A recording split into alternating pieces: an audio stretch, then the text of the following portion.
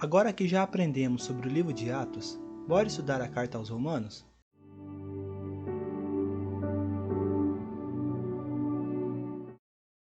A carta aos Romanos ficou conhecida como o maior legado teológico, e ela procura tratar sobre a justificação pela fé, sendo uma resposta para uma pergunta levantada por Jó, no capítulo 9, versículo 2.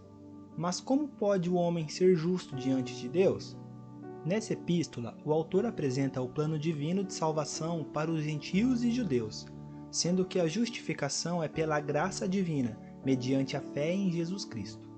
Desafiando a mente humana e a superficialidade dos neopagãos, o autor constata ao longo dos seus capítulos: não há nenhum justo, nenhum sequer, pois todos pecaram e destituídos estão da glória de Deus.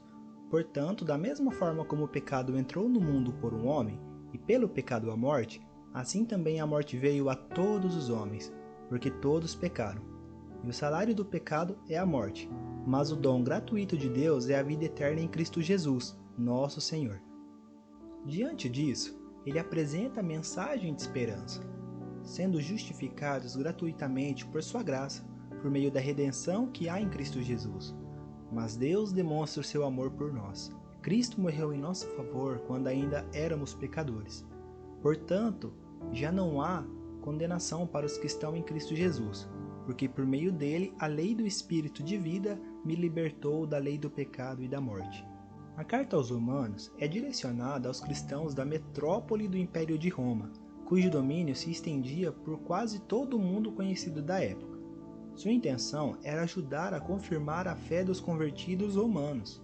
Impedido de ir até Roma para levar a carta, o autor envia pelas mãos de Febe, uma diaconisa na igreja Cencreia, cidade portuária de Corinto.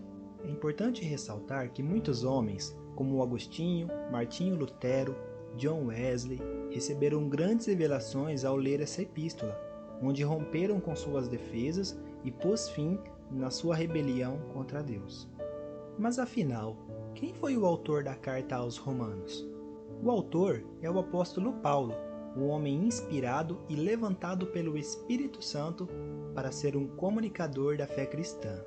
Há quem afirme que Paulo, nesta carta, estava com problema de visão e dita para o escriba Tércio, a quem se refere em Romanos, capítulo 16, versículo 22, que diz assim: Eu, Tércio, que essa carta escrevi, vos saúdo no Senhor.